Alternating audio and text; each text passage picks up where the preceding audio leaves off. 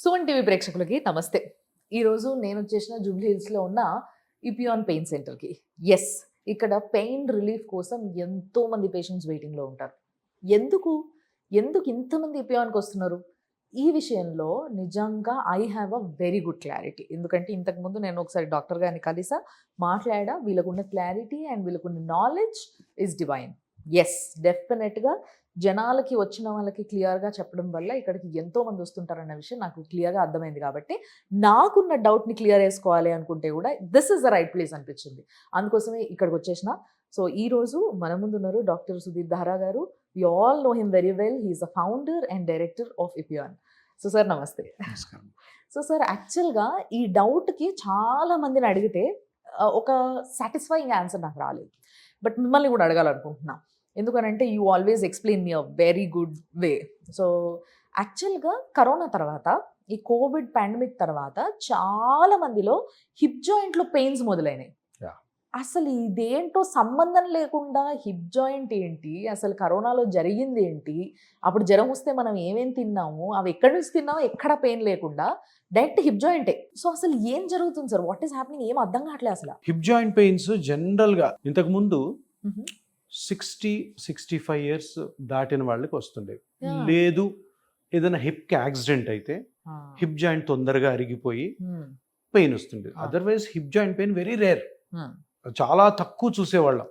60 years తర్వాత ఎట్లాగూ హిప్లో గుజ్జు అరిగిపోతుంది కాబట్టి పెయిన్స్ వస్తుంది. ఇప్పుడు ఈ కోవిడ్ పుణ్యమా అంటూ మన కోవిడ్ రాగానే మనం ఏం చేస్తున్నాం, హాస్పిటల్ అడ్మిట్ అయినా అవ్వకపోయినా కానీ హై డోసెస్ ఆఫ్ స్టెరాయిడ్స్. ఒక్కొక్కరికి ప్రెడ్నిసోల్ అయితే 25 mg, ఒక్కొక్కరికి 50 mg. లేదు హాస్పిటల్ అడ్మిట్ అయితే 1 గ్రామ్ పొద్దున 1 గ్రామ్ సాయంత్రం. పాపం వాడిన వాళ్ళకు కూడా తెలియదు వాళ్ళు వాడుతున్న స్టెరాయిడ్స్. వాళ్ళు అప్పుడు ఎందుకు ఏ మందు చెప్పినా కూడా వేసుకునేవాళ్ళు, ఎందుకంటే ఎక్కడ చచ్చిపోతామని. హాస్పిటల్ అడ్మిట్ అయ్యేవాళ్ళు చనిపోతున్నారు, ఇంట్లో టక్కని చచ్చిపోతున్నారు.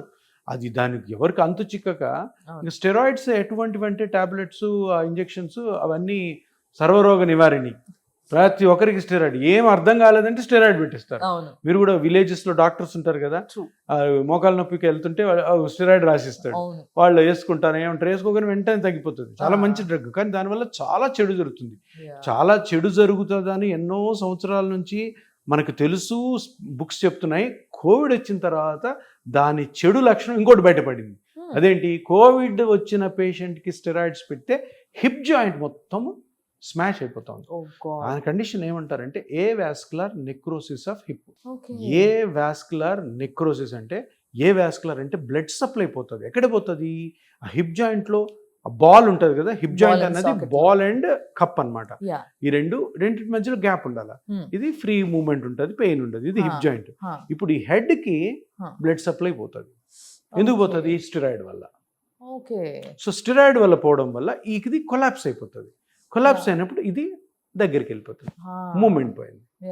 మూమెంట్ పోవడంతో పెయిన్, ఫస్ట్ స్టిఫ్నెస్ స్టార్ట్ అవుతుంది, తర్వాత పెయిన్, దాని తర్వాత కంప్లీట్గా రేంజ్ ఆఫ్ మోషన్ పోతుంది, తర్వాత నడక కూడా పోతుంది. ఇంకొక పెక్యులర్ థింగ్ ఏంటంటే, ఇది 25 to 35 ఏజ్ వాళ్ళకి వచ్చింది. నా దగ్గర దగ్గర 250-300 మెంబర్స్ వచ్చారు.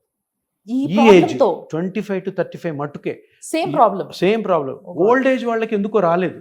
కోవిడ్ తర్వాత స్టెరాయిడ్స్ తీసుకున్నా కూడా, కోవిడ్ తర్వాత నాకు కోవిడ్ వచ్చింది, నేను కూడా అడ్మిట్ అయ్యాను, నేను కూడా కోవిడ్ తీసుకున్నాను. అఫ్కోర్స్ నేను 50 క్రాస్ అయ్యాను కాబట్టి నాకు రాలేదేమో. 25 to 35 నా దగ్గరికే ఒక 300 మంది వచ్చారంటే మన స్టేట్లోనే కొన్ని వేల మంది ఎఫెక్ట్ అయింటారు. సో ఏ వాస్కులర్ నెక్రోసిస్ అన్నది ఇదొక one of the side effects of Covid. Covid మనిషి ప్రాణాలు తీసేసింది, లంగ్స్ చాలా బ్యాడ్ అయినాయి. ఇక్కడ ఇప్పుడు కోవిడ్ వల్ల వచ్చిన ఇంకొక బ్యాడ్ సిమ్టమ్ ఏంటంటే ఇది avascular necrosis of the hip. మరి ఎట్లా సార్? ఇప్పుడు అందరూ 25 to 35 ఏజ్ అని మీరే అన్నారు, వీళ్ళకి చాలా లైఫ్ ఉంది. సో ఎట్లా వాళ్ళు మరి? సో ఇప్పుడు 25-35కి ఏమున్నా ఏ వాస్కులర్ నెక్రోసిస్కి ట్రీట్మెంట్స్? ఏ వాస్కులర్ నెక్రోసిస్ ట్రీట్మెంట్ ఏమీ లేదు, హిప్ రిప్లేస్మెంట్. మొత్తం హిప్ అంతా తీసేసి పెట్టేయాలి. మరి ఈ ఏజ్ 25 to 35 ఎట్లా చేస్తారు? సరే చేశారనుకో, ఆ హిప్ రిప్లేస్మెంట్ ఎన్ని రోజులు పనిచేస్తే ఎవరికి తెలియదు. పనిచేయచ్చు బాగా, మంచి ఇంప్లాంట్ చేస్తే ఓ 15 ఇయర్స్ అయినా కూడా దాని తర్వాత ఇతని ఏజ్ 40 ఉంటుంది. 40 అంటే యంగ్ ఏజ్.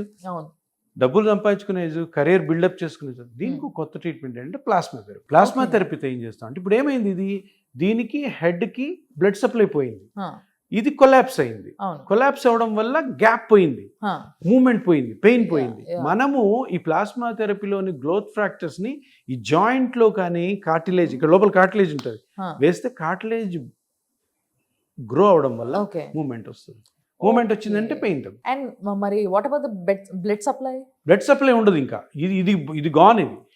ఇది హెడ్ కి బ్లడ్ సప్లై లేకుండా అది నెక్రోస్ అయినా కూడాను దానివల్ల పెయిన్ రాదు. ఓకే ఓకే ఓకే అది పోయింది కాబట్టి సర్జరీ చేసేసి దాని ప్లేస్ లో స్టీల్ పెడతారు. ఓకే. ఇప్పుడు ఆ ఏజ్ లో చేసుకోకూడదు సర్జరీ, Yeah, సర్జన్స్ కూడా yeah. వద్దంటారు. ఎందుకు, చిన్న వయసు బాబు, ఇప్పుడు చేసాక మళ్ళీ కాంప్లికేషన్ వచ్చింది, తర్వాత పెయిన్ వచ్చిందంటే ఏం చేయలేము, ఎందుకంటే సిమెంట్ వేసి అతికించుంటారు. అవును. సో అందుకని ఓల్డ్ ఏజ్ అయితే చేసుకోవచ్చు సర్జరీ. దీనివల్ల కాదనమాట. ఓకే. తప్పకుండా కూడాను Huh. ఈ ప్లాస్మా థెరపీ ఇది ఎప్పుడైతే ఒక 8 years బ్యాక్ నేను తీసుకొచ్చాను ఇండియాలోకి, సో ఇది బ్లెస్సింగ్ ఇన్ డిస్గైజ్. ఏంటంటే ఆ కోవిడ్లో జరిగిన ఏవాస్కులర్ నెక్రోసిస్, చిన్న పిల్లలు, ఇది ఈ యంగ్ ఏజ్ వాళ్ళందరికీ కూడా బాగా ఉపయోగపడుతుంది. సో నైస్ నిజంగా. అండ్ ఇంకోటి సార్, నేను ఇది ఎప్పుడు మీతో మాట్లాడాలనుకుంటా ప్రతిసారి, but I somewhere miss it. So ఈ ప్లాస్మా ట్రీట్మెంట్ అనేది ఫస్ట్ ఆఫ్ ఆల్ మీరే ఇంట్రడ్యూస్ చేసినారు అని నేను విన్నా. సో యాక్చువల్గా ఎప్పటి నుంచో ఉన్న ట్రీట్మెంట్, బట్ ఈ మధ్య విపరీతంగా జనాలు అందరూ వింటున్నారు ఈ ట్రీట్మెంట్ని. సో ఇన్ని సంవత్సరాలుగా ఎవరికి తెలియదా అసలు ఏంటి, ఎక్కడికి వెళ్ళిపోయింది ఇది? ఇది దగ్గర 30-40 years బ్యాకే గవర్నమెంట్ అప్రూవల్స్ ఉన్నాయి. ఇది వెస్ట్రన్ కంట్రీస్లో స్టార్ట్ చేశారు, తర్వాత ఇండియా అడాప్ట్ చేసుకుంది. తర్వాత ఏదో చాలా రీజన్స్ వల్ల సర్జరీకి ఫేమస్ అయిపోయింది. Surgery has gained popularity. Okay. ఇది చిన్న ఇంజెక్షన్ కదా, మేబీ ఆ రీజన్ తోనేమో దీన్ని ఎవరు పాపులరైజ్ చేయలేదు. సర్జరీ ఇప్పుడు నీ జాయింట్ కి సర్జరీ, హిప్ జాయింట్ కి సర్జరీ, షోల్డర్ కి సర్జరీ, స్పైన్ కి సర్జరీ, అన్ని సర్జరీస్ ఫేమస్ అయింది. కానీ అలోపతిలో ఎలా ఉంటుందంటే ఎక్కడో ఒక దగ్గర ఒక బ్రేక్ వస్తుంది, ఆ ట్రీట్మెంట్ ఇంకా నెమ్మదిగా తగ్గుతాయి.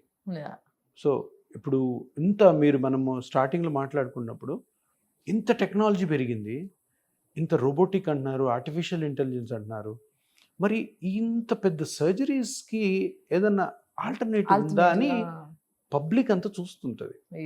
అంతే కదా. ఇప్పుడు మనము ఒక మనిషి చేసే పని రోబో చేసేస్తుంది, లేదంటే 10 మంది మనుషులని రోబో చేస్తుంది, 100 మంది మనుషులు ఆర్టిఫిషియల్ ఇంటెలిజెన్స్ చేస్తున్నప్పుడు ప్రతి ఈ జబ్బు కానీ ఇటువంటి కండిషన్స్కి పెద్ద పెద్ద ఆపరేషన్స్ అవసరమా అన్న క్వశ్చన్ మార్క్ రీసెర్చ్ ఎప్పటి నుంచో జరుగుతుంది.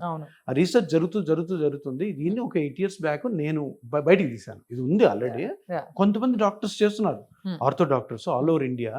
వాళ్ళు దాన్నే నమ్ముతారు. ఆపరేషన్స్ వాళ్ళకి పెద్దగా ఆపరేషన్స్ నేర్చుకున్నా కూడా చేయలేదు వాళ్ళు. సో వాళ్ళ దగ్గరికి వెళ్ళాను, నేను చూశాను, అరే ఇదేదో బాగుంది, దీన్ని కొంచెం రిఫైన్ చేసి మనం కానీ తీసుకొచ్చామనుకో ఎంతో మంది ప్రజలకు ఉపయోగపడుతుంది, సింపుల్గా అయిపోతుంది అన్న కాన్సెప్ట్తో తీసుకురావడం, దాన్ని అందరు యాక్సెప్ట్ చేయడం. ఇంకా బెస్ట్ ఏంటంటే నాకు నచ్చిన ఆర్థోపెడిషియన్స్ కూడా యాక్సెప్ట్ చేశారు, వాళ్ళు కూడా చేస్తున్నారు, మంచిది కదా.